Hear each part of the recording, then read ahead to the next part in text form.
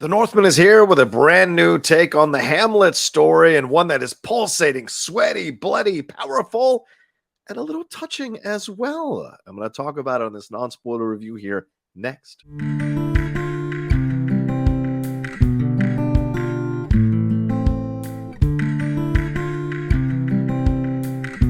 Hello, everyone. It's the Outlaw John Rocha. How you doing? I'm here with my non-spoiler review for The Northman, this brand new film out here from director Robert Eggers. He directed The Lighthouse and The Witch, two of my recent favorite films. I did finally get around to watching The Witch after I lost that Schmoedown match to Jeff Snyder because of that five-pointer about Black Phillip. That kind of forced me to watch that movie, and I really, really enjoyed it.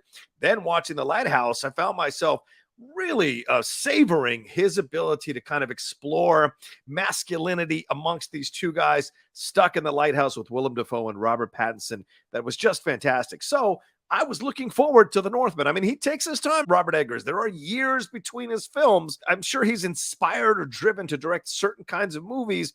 And when the inspiration hits him, he takes his time to create an incredible film. And he's come back with another incredible film here with The Northman. I saw the trailers. You guys, if you watch my channel, you saw my trailer reactions. I was very excited to see this movie. You talk about a revenge film that's set with Vikings, and you got a sweaty, muscle-bound Alexander Skarsgård, and you got Anya Taylor-Joy, you got Nicole Kidman, Willem Dafoe, Ethan Hawke.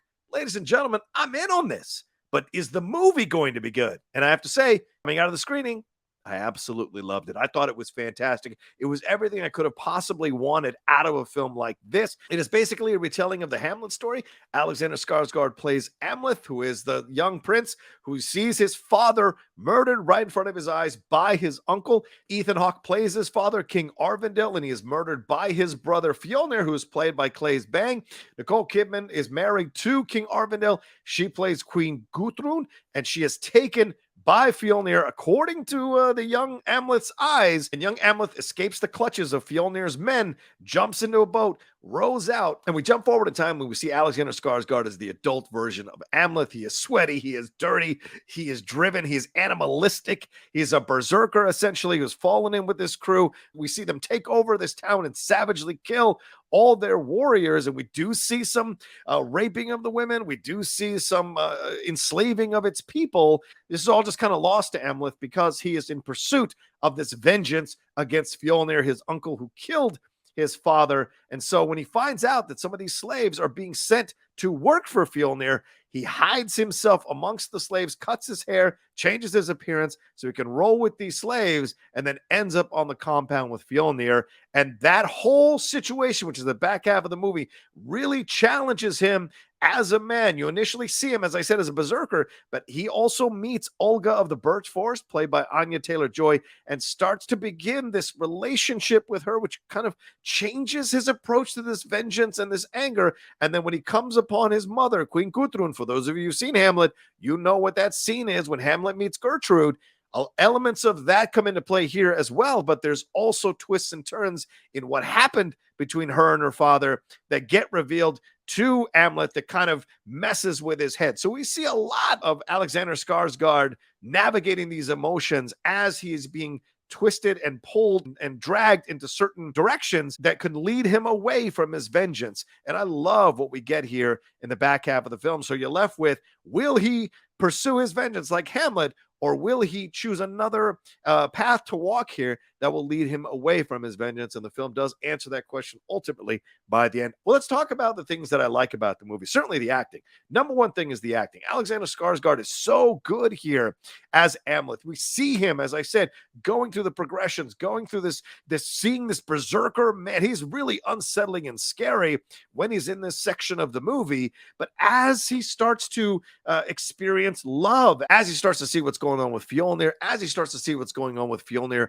and Gudrun and their son that they have, a lot of changes start to happen for him emotionally, and we see him navigating all of that, and we see some tenderness, and we see some softness, some vulnerability, some real compassion, and we glimpse the young Amleth that we saw at the beginning of the movie, who was sensitive and sweet and loved his father. We see him come forward here in the film, here in the back half of the film, as he navigates all of this through the incredible performance of Alexander Skarsgård and Anya Taylor-Joy. Anya Taylor-Joy, fantastic. Add this to the growing list of roles that she absolutely knocks out of the park in multiple genres. Anya Taylor-Joy is just an incredible actress that is going to have multiple awards before she's done with acting for sure. Ethan Hawke is fantastic here in the limited amount of screen time that he gets in the film. I enjoy him more with less minutes in The Northman than I have in Moon Knight, but that's a conversation for another time. Really conveys the strength and power of this king who is just coming back from a war when we see him for the first time in the movie. Queen Gertrude, I mean, you want to cast a strong, powerful, older actress like Nicole Kidman to convey the complexity of emotions that are going on and understand the reasons for why she does what she does. And I think Nicole Kidman does a phenomenal job here with that as well. Willem Dafoe is so good as Hymir the Fool, being essentially the jester of the king. He's also part of a coming-of-age ritual for Amleth that is very unsettling and leaves you with questions about how this kid achieves manhood through this ritual. And Claes Bang as Fjolnir, who essentially is the antagonist of the movie, I think does fantastic work for the time that he gets on screen. The interactions with Ethan Hawke as Arvindil and the interactions eventually with Amleth. Oh, and I should mention one more thing. I should have mentioned this before. Björk is fantastic.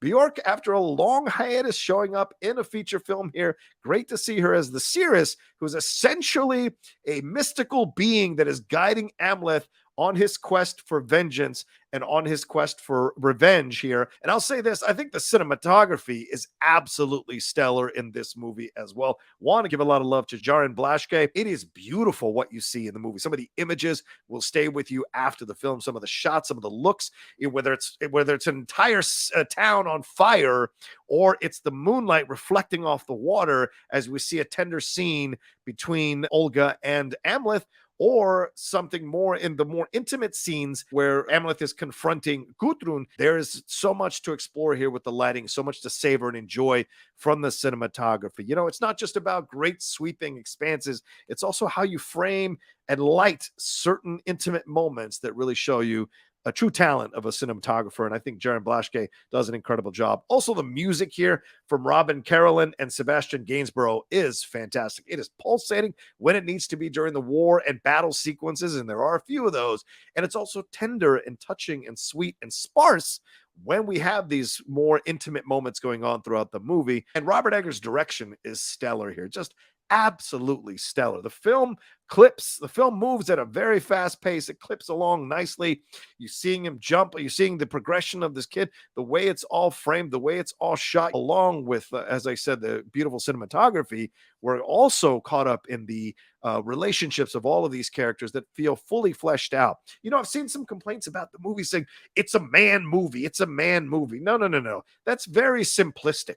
There's much more going on here than you might think. And certainly the female characters have very powerful agency throughout the movie. Olga refuses to be enslaved, even though she is a slave. She refuses to be treated as a slave. Gudrun, Nicole Kidman's character, is defiant in the reasons for why she's done the things that she's done. She is powerfully defiant with a spine of steel about the things that she's done. And Björk is such an interesting presence and a powerful presence in the movie, guiding Amleth and essentially getting the better of their interactions, which is great to see as well. So it's not just a man movie with screaming and blood and gore and fights and battles and wars and all of that. There's much more going on here than you might think, and much more of an exploration of this theme of vengeance. When you're driven by anger, when you're driven by hate, when you're driven by a desire to destroy something that hurt you, it can, in the end, destroy you. And then you have to ask yourself after it's all over, was it worth it? So I love that those questions get asked here.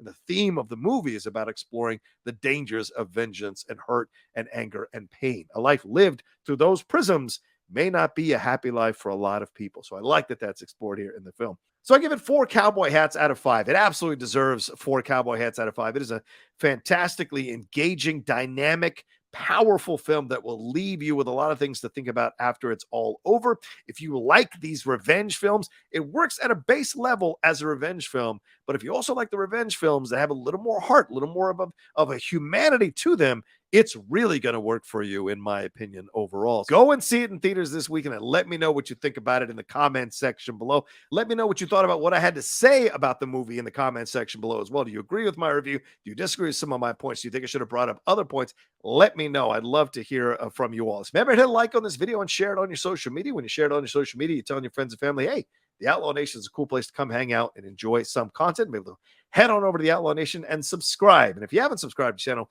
please feel free to subscribe right now. Hit that subscribe button, hit that bell button so you see when we're dropping all the content we do here on the Outlaw Nation channel. And head on over to Twitch. Follow and subscribe to me on Twitch there. The Outlaw Nation, all one word. And if you want to support everything we got going on here on the Outlaw Nation, please head on over to the Patreon, patreon.com/John Rocha, and see all the multiple tiers that you can be a part of and enjoy the benefits from supporting everything we got going on here on the Outlaw Nation. All right, y'all take care of yourselves. Be well. Vengeance with a little bit of heart. The Northman. Go and see it. And I'll talk to you next time with another brand new review here on the Outlaw Nation.